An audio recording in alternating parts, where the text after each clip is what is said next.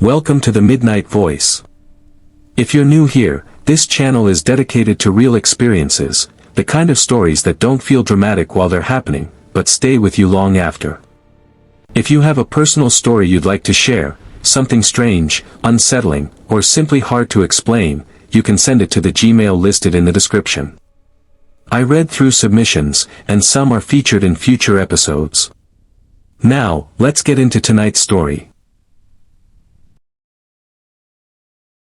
It was the summer of 2019, and I was house-sitting for my parents while they went on a 2-week vacation to Europe. They lived in a rural area about 45 minutes outside of Columbus, Ohio, in a large farmhouse that had been in our family for 3 generations. The house sat on 15 acres of land, surrounded by cornfields that stretched for miles in every direction. The nearest neighbor was over a mile down the road. I had grown up in that house, so the isolation never bothered me. In fact, I always enjoyed the peace and quiet. But that particular week, a massive storm system moved through the Midwest, and what started as a normal evening turned into the most terrifying night of my life. It was a Thursday evening around 8 p.m. when the rain started. At first, it was just a light drizzle, but within an hour, it had turned into a full-blown thunderstorm. The kind where the rain comes down so hard you can barely see 10 feet in front of you, and the thunder is so loud it rattles the windows. I was sitting in the living room watching Netflix on my laptop, trying to ignore the storm. The power had flickered a couple of times, but thankfully it stayed on. Around 9:30, I heard a strange noise coming from downstairs.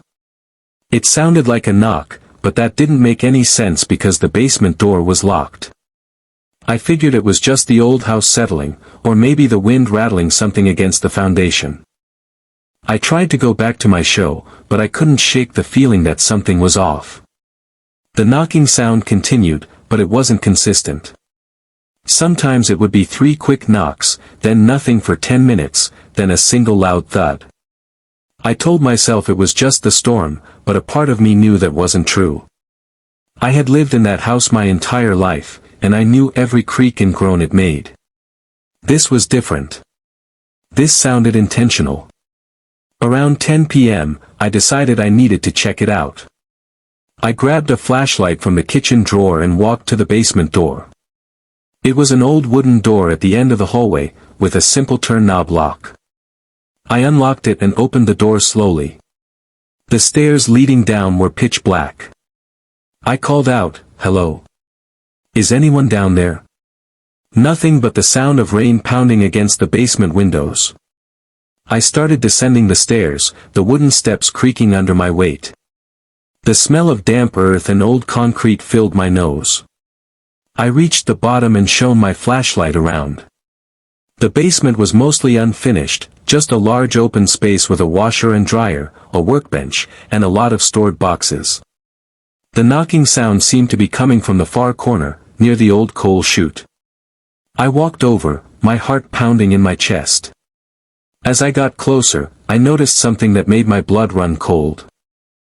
The coal chute door, which was a small metal door at the top of the wall that led outside, was slightly open.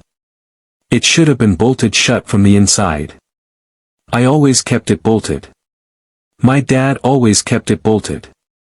But now, the bolt was slid back, and the door was open about an inch, with rainwater trickling down the wall. I stood there staring at it for what felt like an eternity. The wind was howling outside, and every few seconds, lightning would flash through the opening, illuminating the basement in brief, blinding bursts. I slowly reached up to close it, and that's when I saw the handprints. On the concrete wall beneath the coal chute, there were muddy handprints. Fresh ones. Small, like a child's hands, but the fingers were too long, too thin. There were also footprints on the floor, leading away from the chute and towards the stairs. But I hadn't seen them before because they were exactly where I was standing. I had walked right over them. I spun around, shining the flashlight in every direction. The basement was empty. At least, I thought it was empty. But as I stood there, frozen in terror, I heard something that made my stomach drop. A whisper. It came from directly behind me, so close I could feel breath on the back of my neck. I couldn't make out the words, but it was definitely a voice, high-pitched and raspy, like someone trying to talk with a damaged throat. I bolted for the stairs. I don't remember climbing them, I just remember bursting through the basement door, slamming it shut, and locking it. I leaned against the door, gasping for air. My entire body was shaking. I told myself it was just my imagination, that the stress of the storm was getting to me. But I knew what I heard. I knew what I saw. I called my dad immediately. He answered on the second ring, sounding groggy. "Son, it's almost midnight here. What's wrong?" I told him everything, about the knocking, the coal chute being open, the handprints, the whisper. He was quiet for a long moment, then he said something that I will never forget. "There's something I never told you about that house. When I was a boy, maybe 8 or 9 years old, I used to see a figure in the basement. A thin, pale thing that would hide behind the furnace and watch me. I told my parents, but they said it was just a nightmare. I eventually stopped seeing it, but I never forgot. I thought maybe it was gone for good. Son, I need you to get out of that house right now. Go to a hotel, go to a neighbor's, just get out." I wanted to leave. I really did. But as I hung up the phone and looked out the living room window, I saw that the storm had flooded the driveway. My car was a small sedan, and the water was already up to the bottom of the doors. I was trapped. I called the only neighbor I knew, old Mr. Henderson, who lived about a mile away, but his phone just rang and rang. I tried 911, but the dispatcher said all roads in the area were closed due to flooding and they couldn't send anyone out until morning. I was completely alone. I decided the safest place would be my parents' bedroom on the second floor. It had a lock on the door and a window that overlooked the front yard. I grabbed a kitchen knife, a hammer from the utility closet, and my phone charger, and I went upstairs. I locked the bedroom door and pushed a heavy dresser in front of it. I sat on the bed, knife in one hand, phone in the other, and I waited. The storm raged on. Rain hammered the windows, wind shook the house, and thunder crashed so loudly it felt like the sky was falling. Around 1 a.m., the power finally went out. I was plunged into complete darkness. I turned on my phone's flashlight, but I knew the battery wouldn't last long. I sat there, listening. For a while, all I heard was the storm. But then, around 2 a.m., the sound started again. This time, it wasn't knocking. It was footsteps. Slow, deliberate footsteps, coming from the hallway just outside the bedroom door. I held my breath and watched the doorknob. It didn't move. The footsteps continued, pacing back and forth in the hallway. Sometimes they would stop right outside the door, and I could hear heavy breathing. Then they would move away again. This went on for what felt like hours. I was too terrified to move, too terrified to even breathe loudly. Around 3:30 a.m., the footsteps stopped. The house was silent, except for the rain. I started to relax, just a little. Maybe whatever it was had given up. Maybe it had gone back to the basement. I finally dozed off, still clutching the knife, my back against the headboard. I don't know how long I slept, but I was jolted awake by a crash. It came from downstairs. I looked at my phone. 4:47 a.m. The storm was still going strong. Then I heard it. A voice. The same raspy whisper from the basement, but this time it was coming from the first floor, and it was singing. A lullaby. An old, creepy lullaby that I vaguely remembered my grandmother singing to me when I was a child. "Hush little baby, don't say a word, Papa's gonna buy you a mockingbird." The singing continued, getting louder as whatever it was started climbing the stairs. I could hear each step creak under its weight. I grabbed the hammer and stood up, my back against the far wall. The singing stopped when it reached the top of the stairs. Then the footsteps started again, moving down the hallway towards my door. I watched the doorknob, praying the lock would hold. It jiggled. Then it jiggled again, harder. Then there was a loud bang against the door. The dresser shook but held. Another bang, harder this time. The dresser moved an inch. I could hear it on the other side, breathing heavily, scratching at the wood. This continued for what felt like an eternity. Bang, scratch, bang, scratch. I was crying, praying, begging for it to stop. And then, just before dawn, it did. The scratching stopped. The breathing stopped. The house was silent. I stood there for another hour, not moving, not making a sound, until I saw the first rays of sunlight filtering through the curtains. I waited until the sun was fully up before I moved the dresser and opened the door. The hallway was empty. I checked every room on the second floor, then slowly made my way downstairs. The first floor was a mess. Furniture was overturned, drawers were pulled out, and there were muddy footprints everywhere. Not small ones this time. Adult-sized footprints, but the feet were oddly shaped, with long, thin toes. The footprints led from the basement door, through the kitchen, up the stairs, and back down again. They also led to every window and door on the first floor, as if it had been checking for ways to get out. Or ways to let something in. I didn't stay to investigate further. I grabbed my keys, ran to my car, and thankfully the water had receded enough for me to drive. I went straight to the police station in town. I told them everything. They sent an officer to check the house, but of course, they found nothing. No sign of forced entry, no evidence of anyone being there. They suggested it might have been a vagrant seeking shelter from the storm, but they couldn't explain the locked coal chute door or the fact that the only muddy footprints inside were the ones I had made. I never went back to that house. My parents sold it a few months later, and I never told them the full story of what happened that night. I still have nightmares about it. The sound of that raspy whisper, the scratching on the door, the feeling of breath on my neck.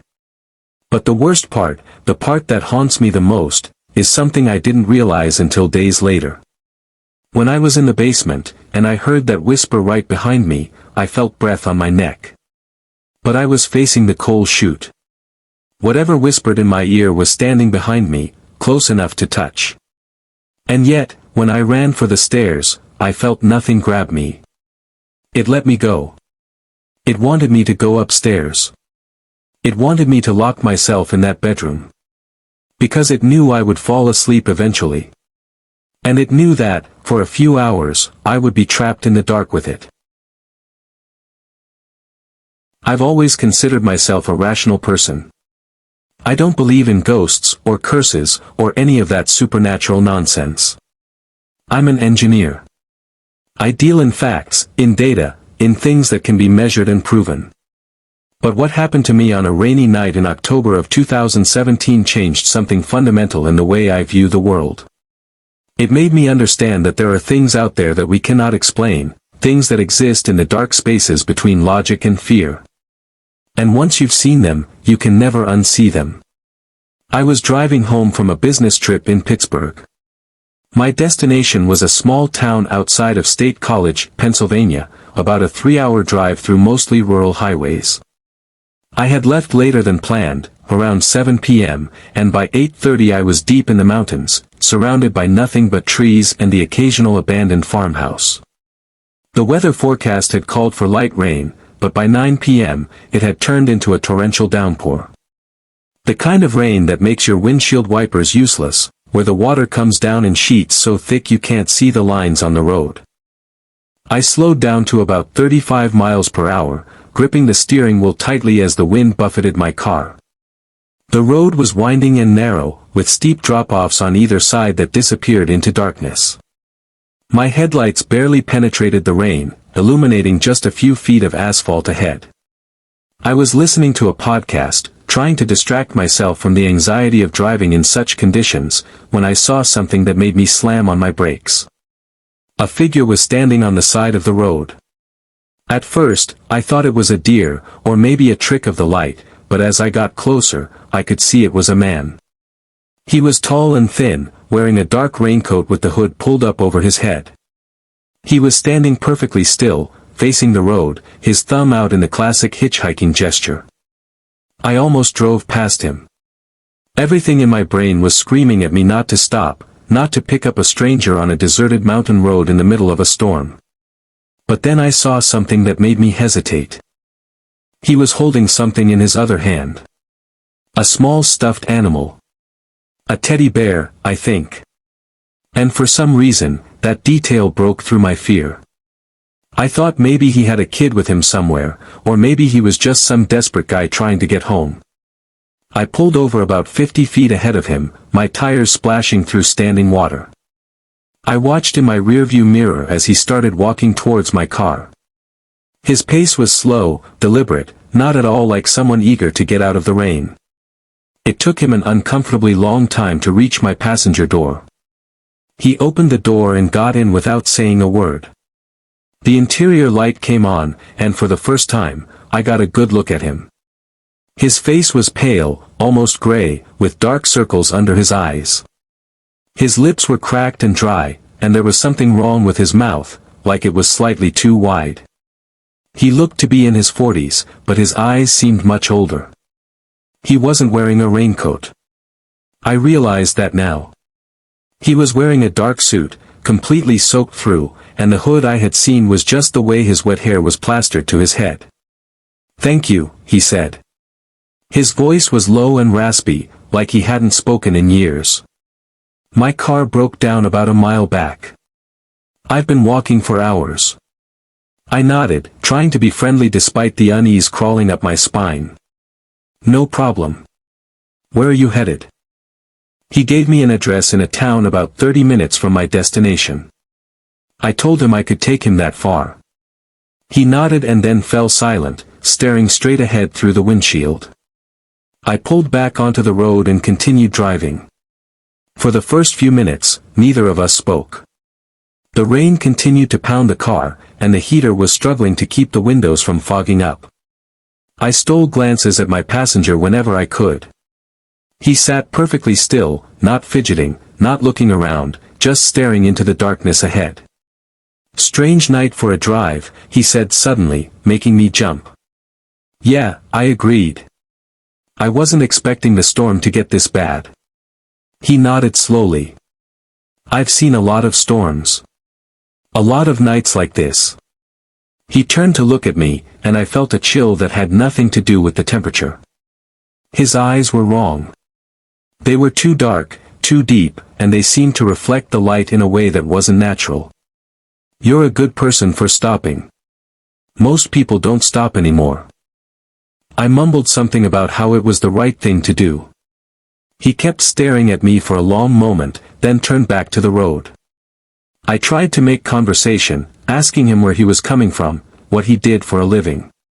His answers were vague, evasive. "I travel a lot," he said. "For work. I see many roads, many people."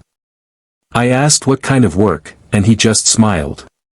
That smile. It was too wide, showing too many teeth. I gripped the steering wheel tighter and focused on the road. We drove for another 20 minutes in uncomfortable silence. The rain showed no signs of letting up. I was starting to relax slightly, telling myself that he was just an odd guy, maybe socially awkward, nothing to be afraid of. That's when my phone rang. It was my wife. I declined the call, planning to call her back when I got home. A few seconds later, she texted me, "Call me when you get a chance." Something weird happened. Some guy called our house phone asking if you were home yet. Said he was a friend.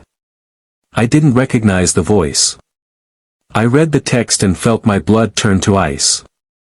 I glanced at my passenger. He was still staring straight ahead, but now he had that same smile on his face. The too wide smile. I typed back quickly, one-handed, "What did he sound like?" Her reply came almost instantly, "Old. Raspy. Creepy. Said he was stuck in the rain and needed a ride. I told him you weren't home and hung up." I nearly drove off the road. My hands were shaking so badly I could barely hold the wheel. The man beside me hadn't moved, but I could feel him watching me from the corner of his eye. I tried to stay calm, to think rationally. Maybe it was a coincidence. Maybe someone else was stuck in the storm and called random numbers looking for help. But I knew, deep in my gut, that wasn't true. The voice my wife described matched the man in my car perfectly. And he had called my house, my home phone number that wasn't listed anywhere, asking if I was home yet. How did he know I was driving?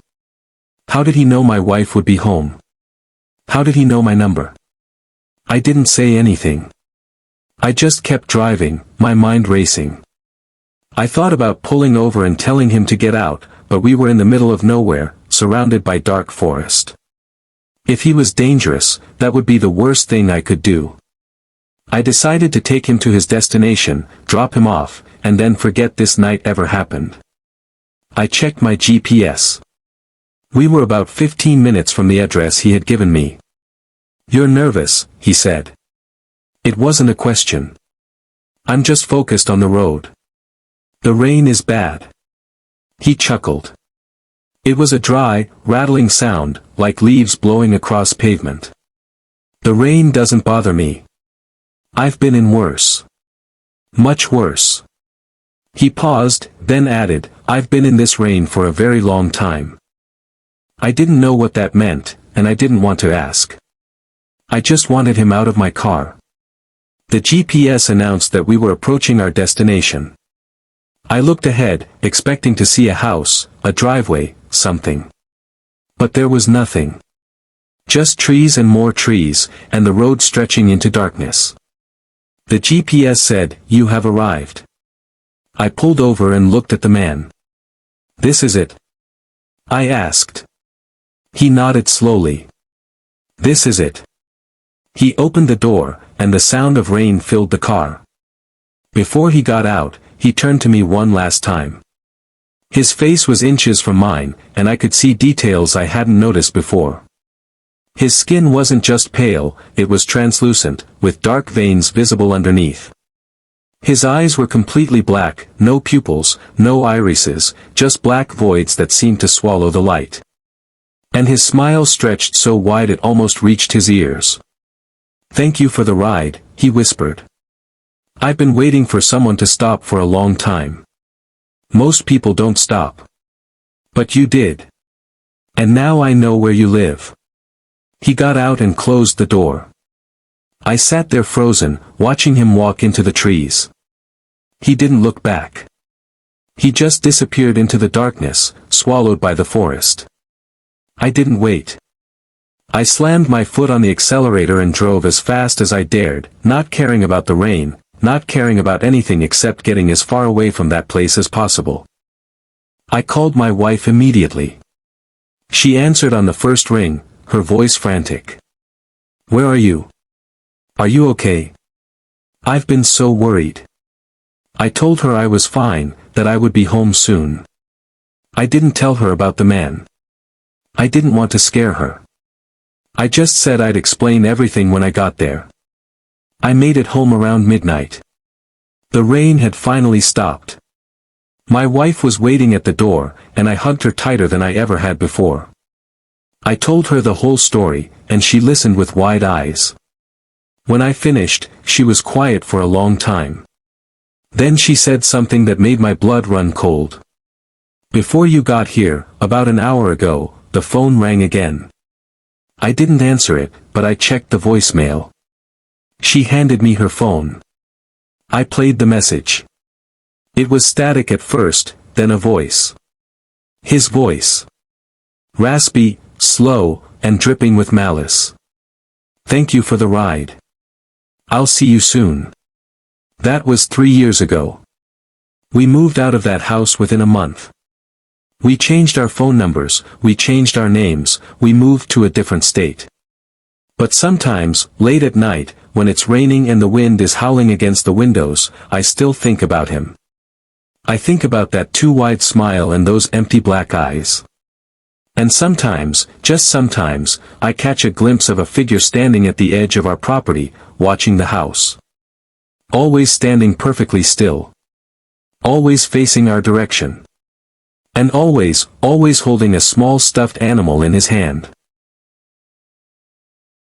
My wife and I bought our first home in the spring of 2018. It was a modest 3-bedroom colonial in a quiet suburban neighborhood just outside of Portland, Oregon. Nothing special, but it was ours. The previous owners were an elderly couple who had lived there for over 40 years. The husband had passed away about 6 months before we moved in, and the wife had decided to downsize to an apartment closer to her daughter. We got a good deal on the house, partly because it needed some work, but also because the realtor mentioned that it had been on the market for a while. People in the area seemed hesitant to buy it. We didn't think much of it at the time. We were young, excited, and eager to start our lives together. Our daughter, Lily, was 2 years old when we moved in. She was our whole world. She had just transitioned from a crib to a toddler bed, and we were so proud of how well she was adapting. We set up her room on the second floor, right next to our master bedroom. It was a cheerful room with yellow walls and a mural of cartoon animals that my wife had spent weeks painting. Everything was perfect. Or so we thought. The first few months were uneventful. We painted, we unpacked, we made the house our own. But as summer turned to fall and the rainy season began, strange things started to happen. It started small, the kind of thing you dismiss as your imagination or the quirks of an old house. The lights would flicker for no reason. Doors that we knew we had closed would be found open. Sometimes, late at night, I would hear footsteps in the hallway, slow and deliberate, but when I got up to check, no one was there. I told myself it was just the house settling. My wife wasn't so sure. One night in late October, a massive storm rolled in off the Pacific. The rain came down in sheets, driven by winds that shook the windows and rattled the gutters. We put Lily to bed around 8 p.m., as usual, and then settled into the living room to watch a movie. Around 9:30, the power flickered and died, plunging us into darkness. We lit some candles and sat there listening to the storm rage outside. It was actually kind of cozy, in a strange way. But then we heard it. A voice. Coming from the baby monitor. We had a video monitor that we kept in Lily's room so we could check on her during the night. The parent unit was sitting on the coffee table in front of us. The screen was black, of course, because of the power outage, but the audio was still working. And from the speaker, we heard a whisper. It was faint, barely audible over the rain, but it was definitely there. A man's voice, low and raspy, saying something we couldn't quite make out. I looked at my wife. She was pale, her eyes wide with fear. Is that coming from Lily's room?" she whispered. I didn't answer. I just grabbed a flashlight and ran upstairs. I burst into Lily's room, expecting to find some intruder standing over her bed. But the room was empty. Lily was sound asleep, her little chest rising and falling peacefully. I checked the closet, under the bed, behind the curtains. Nothing. I stood there for a moment, catching my breath, and then I heard it again. The whisper. But this time, it was coming from the baby monitor on Lily's dresser. The same raspy voice, saying the same unintelligible words. I walked over to it and stared at the device. The power was out. It shouldn't have been making any sound at all. And yet, there it was, clear as day. I unplugged it and took the batteries out. The whispering stopped. I stood there in the dark, holding the dead monitor in my hands, trying to convince myself that there was a logical explanation. Maybe it was interference from a neighbor's monitor, even though the power was out all over the neighborhood. Maybe it was some kind of electrical malfunction. I didn't know. I just knew that I was terrified, and I didn't want my wife to see how scared I was. I went back downstairs and told her everything was fine, that it was just a glitch in the monitor. She didn't look convinced, but she didn't argue. We sat in silence for the rest of the night, waiting for the power to come back on. It finally did around 3 a.m. We went to bed, but neither of us slept well. The next morning, I threw the baby monitor in the trash and bought a new one. A different brand, a different model. I told myself that would solve the problem. And for a while, it did. Weeks passed without incident. The rain continued, as it always does in Oregon, but the strange occurrences stopped. We started to relax. We started to forget. Then came the night of November 15th. Another storm had moved in, this one even worse than the last. The rain was relentless, pounding the roof and windows like 1,000 tiny fists. We put Lily to bed as usual, and then my wife and I went to our bedroom to read. Around 10 p.m., we heard it again. The whisper. Coming from the new baby monitor on our nightstand. This time, it was clearer. Clear enough to make out the words. I see you. My wife grabbed my arm so hard it left bruises. I stared at the monitor, my blood running cold. The screen was on, showing Lily's room. She was sleeping peacefully, her nightlight casting a soft glow. Everything looked normal. But the voice continued. I see you watching. I've been watching for a long time. Longer than you know. I grabbed the monitor and shouted into it. Who is this? Leave us alone. There was a pause. Then the voice came back, and this time it was laughing. A low, rattling laugh that seemed to come from everywhere at once. You can't tell me to leave. I was here before you. I'll be here after you. I'm in the walls. I'm in the floor. I'm in the dark places you never look. I threw the monitor across the room. It hit the wall and shattered into pieces. My wife was crying, begging me to do something. I grabbed my phone and called 911. The dispatcher said they would send someone out, but with the storm, it might be a while. I told her to hurry. We didn't wait. We grabbed Lily from her room and drove to a hotel across town. We sat in the parking lot for an hour until a police officer called and said they had checked our house and found nothing. No signs of forced entry, no evidence of anyone inside. He suggested it might be a prank, someone with a radio scanner or something. I knew it wasn't, but I didn't argue. I just thanked him and hung up. We stayed in that hotel for 3 days. We talked about moving, about selling the house and never looking back. But we had put all our savings into that place. We couldn't afford to just walk away. So we went back. We told ourselves it was over, that whatever it was had been scared off by the police. We were wrong. The next few weeks were a living hell. The whispering continued, but now it wasn't just on the baby monitor. We heard it in the heating vents, in the walls, in the empty rooms when no one was there. Objects would move on their own. Doors would slam in the middle of the night. And always, that voice. Sometimes it whispered. Sometimes it sang. Sometimes it just laughed.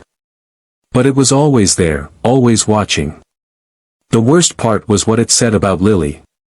It would talk about her in ways that made our skin crawl. She's so pretty when she sleeps. I like watching her play. She talks to me when you're not in the room. She says I'm her friend.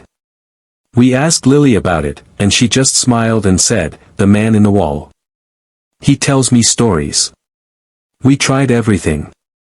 We had the house blessed by a priest. We had paranormal investigators come in. We even hired a contractor to tear open the walls, convinced that someone was living inside them. They found nothing. No wiring, no tunnels, no hidden spaces. Just insulation and drywall.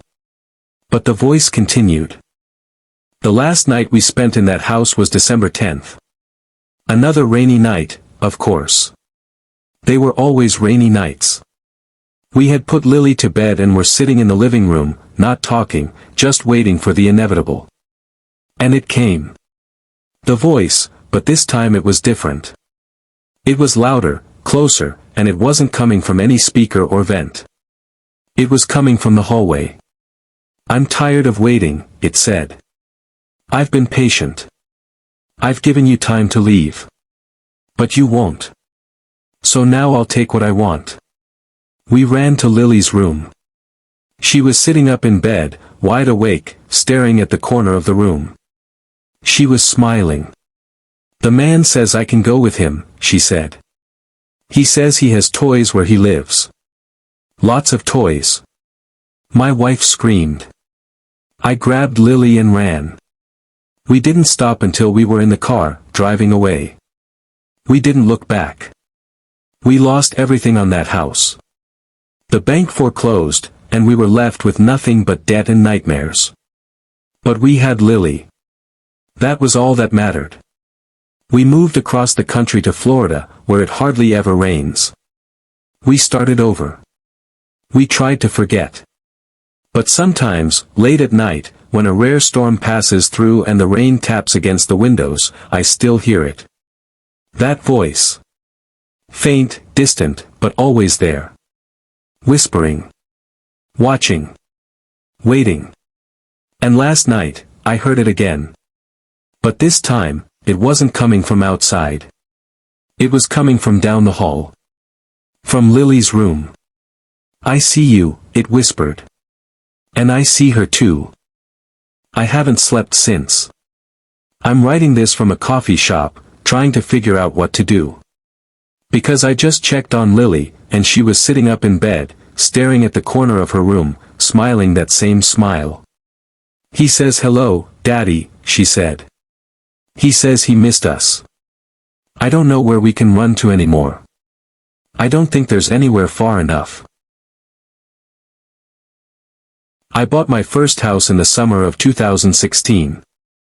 It was a small fixer-upper in a quiet neighborhood in upstate New York, about 20 minutes outside of Albany. The price was almost too good to be true, which should have been my first warning. But I was 23 years old, fresh out of college, and desperate to stop throwing my money away on rent. The realtor, a nervous woman who avoided eye contact during the showing, assured me that the only issues were cosmetic. New paint, new flooring, and it would be perfect. I was young and naive, so I believed her. The house was a two-story colonial built in the 1920s. It had a large attic that ran the entire length of the house, accessible by a pull-down ladder in the upstairs hallway. The realtor mentioned that the previous owner, an old man named Mr. Henderson, had passed away in the house about 6 months before. Natural causes, she said. He had lived alone, no family, no visitors. I didn't think much of it. Old people die in their homes all the time. It didn't bother me. I moved in during late September. The first few weeks were busy with painting, unpacking, and making the place my own. I was working a 9-to-5 job at a marketing firm, so most of my evenings and weekends were spent on home improvement projects. I barely had time to notice anything strange. But as October arrived and the weather turned cold and rainy, I started to become aware of things that didn't feel right. It began with sounds. Soft, shuffling sounds coming from the attic. At first, I thought it was just animals. Squirrels, maybe, or raccoons looking for a warm place to hide from the cold. I live in New York. Animals in the attic are practically a cliché. I told myself I would call an exterminator when I had time, and I went back to my life. But the sounds persisted, and they started to change. The shuffling became footsteps. Slow, deliberate footsteps that seemed to pace back and forth directly above my bedroom. Sometimes, late at night, I would hear what sounded like something being dragged across the floor. One rainy Thursday night in mid-October, I finally decided to investigate. It was around 11 p.m. The rain was coming down hard, pounding against the roof and windows. I was lying in bed, trying to sleep, when the footsteps started again. This time, they were louder than ever, and they were accompanied by a new sound. A rhythmic tapping, like fingernails on wood. Tap. Tap. Tap. It went on for minutes, never changing pace, never stopping. I lay there, staring at the ceiling, my heart pounding in my chest. I knew I wouldn't sleep until I figured out what was up there. I got out of bed, grabbed a flashlight from my nightstand drawer, and walked to the hallway. The pull-down ladder to the attic was right above me, a square panel in the ceiling with a rope hanging from it. I reached up, grabbed the rope, and pulled. The ladder creaked and groaned as it unfolded, descending slowly until it touched the floor. The opening above was pitch black. Cold air rushed down from the darkness, carrying with it a musty, unpleasant smell. Like decay. Like something dead. I climbed. Each step made the ladder creak under my weight. The sound seemed deafeningly loud in the quiet house. When my head reached the level of the attic floor, I shone the flashlight inside. The beam cut through the darkness, revealing a large, cluttered space. Old furniture covered in dust sheets. Cardboard boxes stacked against the walls. A dresser with a cracked mirror. And in the corner, a rocking chair. It was rocking slowly, back and forth, as if someone had just been sitting in it. I froze, my heart racing. The chair continued to rock, its wooden runners creaking against the floor. I swept the flashlight around the rest of the attic, but saw nothing else. No animals, no person, nothing that could explain the footsteps. I took a deep breath and stepped into the attic, telling myself that the rocking was just from the wind, or maybe the house settling. I walked over to the chair and examined it. It was old, probably from the 1800s, with intricate carvings on the arms and back. As I stood there, the rocking gradually slowed and then stopped. I let out a sigh of relief. It was nothing. Just an old house playing tricks on me. I turned to leave, and that's when I noticed the photographs. They were pinned to the wall behind the chair, dozens of them, arranged in a rough grid. I shone my flashlight on them and felt my blood run cold. They were all photographs of my bedroom. Taken from above, from the attic. I could see my bed, my dresser, my closet. In some of them, I was sleeping. In others, I was changing clothes.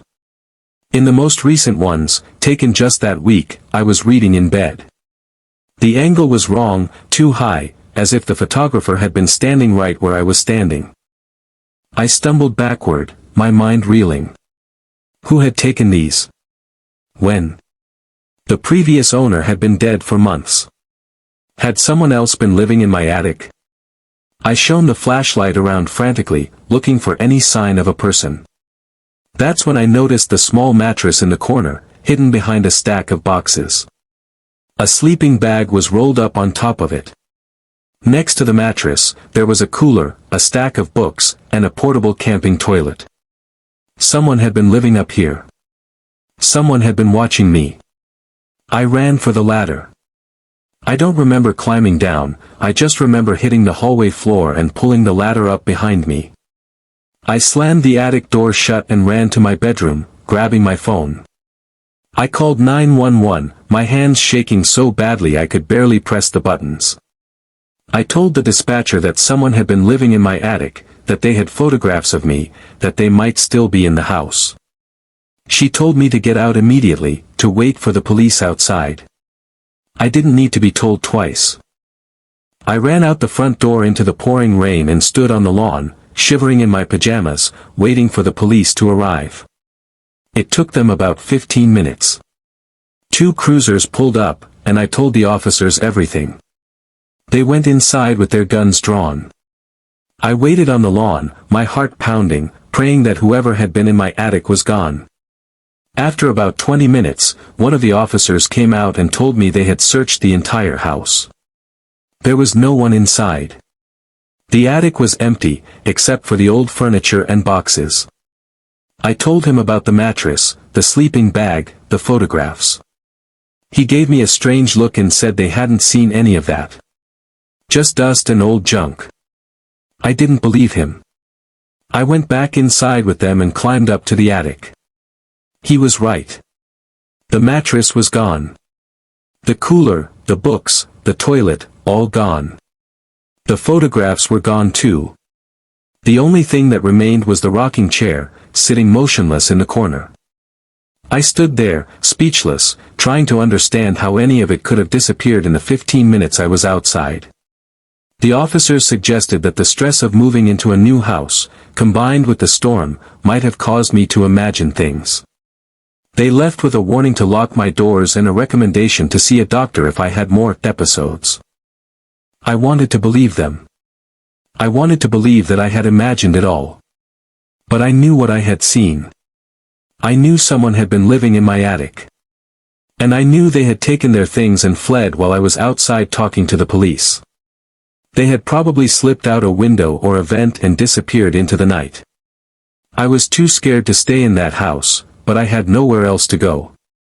I spent the rest of the night sitting in my living room with all the lights on, a kitchen knife in my hand, jumping at every sound. The next day, I installed locks on the attic door. Heavy-duty padlocks that would require bolt cutters to remove. I also installed security cameras in every room, pointed at every entrance. I told myself that if anyone tried to come back, I would catch them. I would have proof. I would make them pay. For a few weeks, nothing happened. The cameras showed nothing unusual. The attic remained locked. I started to relax, to believe that whoever it was had moved on. But then, in early November, another storm rolled in. I was sitting in my living room watching TV when I heard it. A creak from upstairs. The sound of the attic door opening. I grabbed my phone and pulled up the camera feed. The attic door was still closed, the padlocks still in place. But on the feed from my bedroom camera, I saw something that made my blood run cold. A figure was standing in the corner of my room. It was tall and thin, dressed in dark clothing, its face obscured by shadow. It was just standing there, motionless, facing my bed.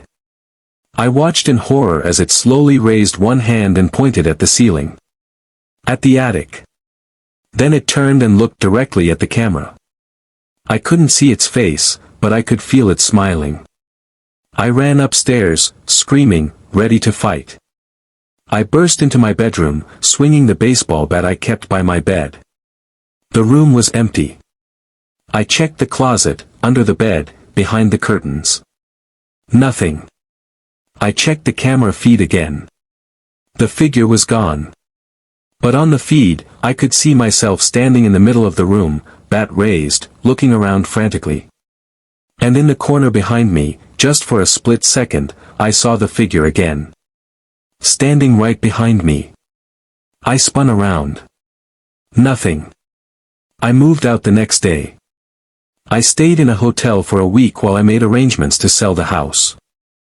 I took a huge loss on it, but I didn't care. I just wanted to be free of that place. The realtor asked why I was selling so soon, and I told her it wasn't working out. She gave me that same nervous look from the first showing and didn't ask any more questions. I live in an apartment now, on the 3rd floor of a building with no attic. I have cameras everywhere. I sleep with the lights on. And I still check the corners of every room before I enter. But sometimes, late at night, when the rain is falling and the wind is howling, I hear it.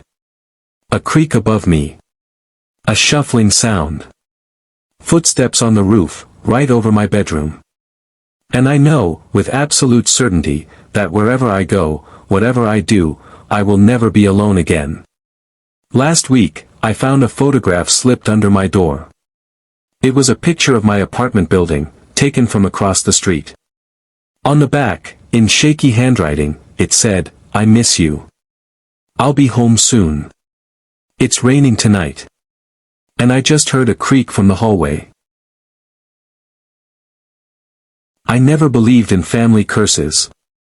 Not until the summer of 2017, when I inherited my grandmother's farmhouse in rural Missouri. She had passed away in May, and as her only grandchild, the property came to me. My parents had died in a car accident when I was young, so my grandmother was the closest thing I had to a parent. Losing her was devastating, but I took some comfort in knowing that I would always have her house, the place where I had spent so many happy summers as a child. The farmhouse was located about 30 miles outside of Jefferson City, nestled in a valley surrounded by dense forest. It had been in our family for over 100 years, built by my great-great-grandfather shortly after the Civil War. It was a sturdy old structure, with thick stone walls and a wraparound porch that overlooked acres of overgrown fields. I hadn't been there since I was a teenager, but I remembered it fondly. Long summer days exploring the woods, listening to my grandmother's stories on the porch, the smell of her cooking filling the kitchen. I had nothing but good memories of that place. I drove down from Chicago in early October, planning to spend a week cleaning the place out and getting it ready to sell. I had no intention of keeping it. I lived in the city, I had a job, I had a life. The farmhouse was too remote, too isolated. But I owed it to my grandmother to go through her things and say a proper goodbye. The drive took about 7 hours. I arrived in the late afternoon, just as the sun was beginning to set. The sky was gray and heavy with clouds, and the forecast called for rain. Lots of it. The house looked exactly as I remembered it. The white paint was peeling, the porch sagged slightly in the middle, but it was still standing strong. I unlocked the front door and stepped inside. The air was musty and still, thick with the smell of dust and old wood. I walked through the rooms, memories flooding back with every step. The living room with its stone fireplace. The kitchen with its ancient wood-burning stove. The staircase that creaked in the exact same spots it had when I was a child. Upstairs, there were 3 bedrooms. My grandmother's room at the end of the hall. My mother's old room, preserved exactly as she had left it when she married my father. And the room I had always stayed in, with its window overlooking the backyard. I spent the first few hours just walking through the house, opening curtains, letting in what little light remained. I brought my bags in from the car and settled into my old room. Around 8 p.m., the rain started. A light drizzle at first, but within an hour, it had turned into a heavy downpour. The kind of rain that makes the whole world feel small and closed in. I sat in the living room with a book, listening to the storm rage outside. The wind howled around the corners of the house, rattling the windows and moaning through the old chimney. It was almost comforting, in a way. Familiar. Around 10 p.m., I decided to go through some of the boxes in the attic. My grandmother had stored decades of family history up there, and I knew I would need to sort through it all eventually. I grabbed a flashlight and a lantern and climbed the narrow stairs to the attic. It was a large, open space, filled with trunks, boxes, and old furniture draped in dusty sheets. I started opening boxes, sorting through photographs, letters, and keepsakes.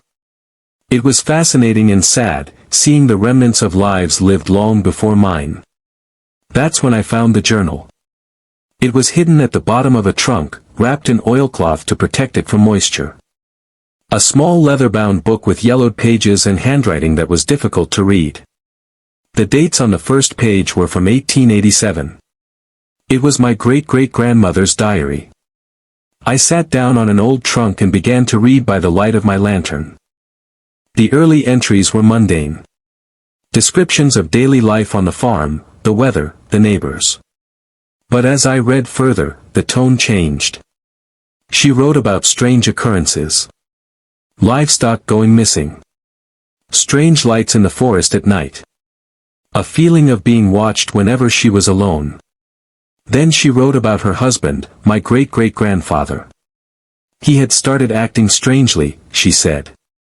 Staying out late, refusing to explain where he had been.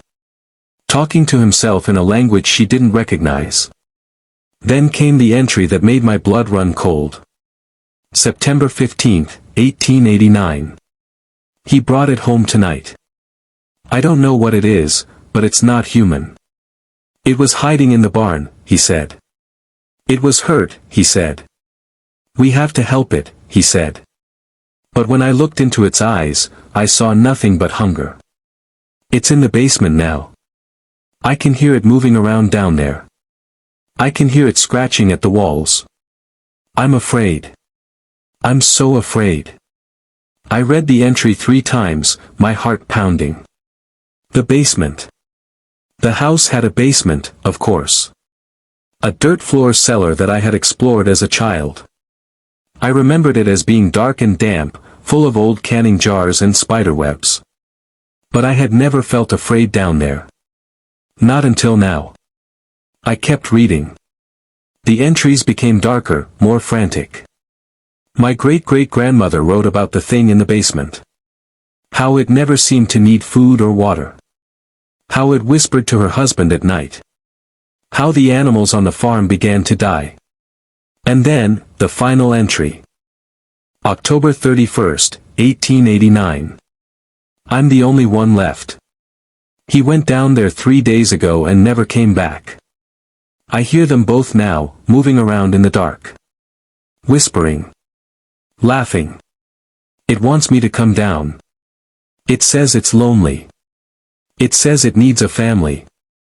But I won't go. I'll never go. I'm leaving tonight. I'm leaving and I'm never coming back. If you find this journal, whoever you are, burn the house. Burn it to the ground. Don't let it follow you. I sat there in the attic, the journal trembling in my hands. The rain pounded against the roof, and the wind screamed outside. I told myself it was just a story, a product of a frightened woman's imagination. People believed in strange things back then. They saw monsters where there were only shadows. But as I sat there, I heard something that made every hair on my body stand on end. A scratching sound. Coming from below. From the basement. It was faint at first, barely audible over the storm. But it grew louder, more insistent. Scratching, scraping, like something trying to dig its way through stone. I sat frozen, listening, praying that it would stop. It didn't. It continued for what felt like hours, sometimes pausing, then starting again. I finally gathered the courage to move. I stuffed the journal into my jacket and practically ran down the attic stairs. I didn't stop until I was in my bedroom with the door locked. I didn't sleep that night. I sat on the bed, clutching a fireplace poker I had grabbed from downstairs, listening to the scratching continue until just before dawn. When the sun finally rose, the sound stopped. I waited another hour, then slowly made my way downstairs. The basement door was at the end of the kitchen, a heavy wooden door with a cast iron latch. It was still closed. Still locked. I stood there for a long time, trying to decide what to do. Part of me wanted to open it, to prove that nothing was there. Part of me was too terrified to even touch the door. In the end, I didn't open it. I packed my bags and left. I drove back to Chicago and tried to forget what I had read, what I had heard. I told myself it was just rats in the walls, or maybe the old house settling. I almost believed it. A week later, I got a call from the realtor I had hired to sell the house. She said there was a problem. Someone had broken in. The place had been trashed. I had to go back to assess the damage and file a police report. I didn't want to go. I thought about just walking away, letting the bank take the house. But there were things inside that I couldn't abandon. My grandmother's photographs, her jewelry, the only connections I had to my family. I had to go back. I arrived in the late afternoon. The sky was gray again, threatening rain. The house looked the same from the outside, but as soon as I stepped through the front door, I knew something was wrong. The air was cold, much colder than it should have been. And there was a smell. A foul, rotting smell that seemed to come from everywhere at once. I walked through the house, my hand over my nose and mouth. Furniture had been overturned. Drawers had been pulled out and emptied. Broken glass crunched under my feet. The vandal had been thorough.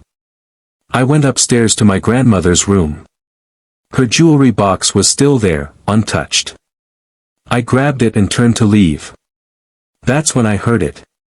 The scratching. Coming from downstairs. From the basement. This time, it was louder. Faster. Desperate. And mixed with the scratching was another sound. A voice. A raspy, whispering voice that seemed to be calling my name. "Come down," it whispered. "Come down and join us. We're family." I ran. I don't remember the drive back to Chicago. I just remember waking up in my apartment the next morning, still in my clothes, the smell of the farmhouse clinging to my skin. I called the realtor and told her to forget the house. I didn't care what happened to it. I never wanted to see it again. That was 3 years ago. I've tried to move on, to build a normal life. But sometimes, late at night, I hear scratching in the walls of my apartment. And sometimes, when I'm alone, I hear that voice. Whispering. Calling my name. Telling me that it's waiting for me. That it will always be waiting.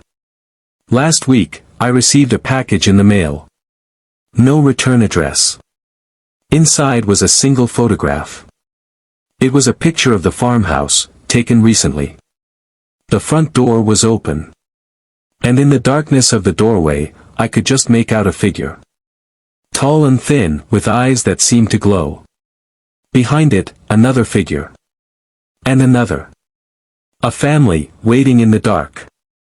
On the back of the photograph, in handwriting that I recognized from the journal, was a single sentence: "We're still here. Come home. It's raining tonight." The scratching has started again. And I just heard a whisper from the hallway. "Come down, grandson. We've been waiting for so long."